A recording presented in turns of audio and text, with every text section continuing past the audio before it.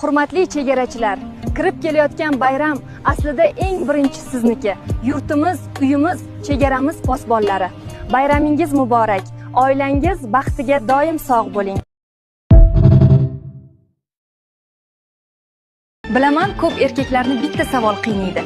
Nega ayollar 14-yanvarda doim paypoq sovg'a qilishadi deb bosh qotirishadi? Bugun men sizlarga bitta maxfiy sirni aytaman. Gul bersak g'alati, soat olsak buzilib qolishi mumkin. Kiyim olsak katta yoki kichik bo'lib qoladi. Paypoq esa ham arzon, ham cho'ziluvchan, razmer ham tanlamaydi. O'zingiz ham tan oling, vaqti kelganda shu paypoqni sotib olishga ham erinasiz-ku.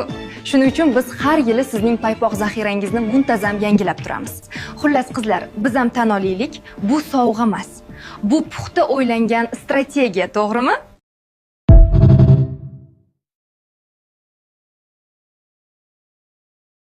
o'n 14-yanvar hamma erkaklarning bayrami. Armiyaga borgan bo'lish shart emas. Tushundingmi? Bo'lmagan gap.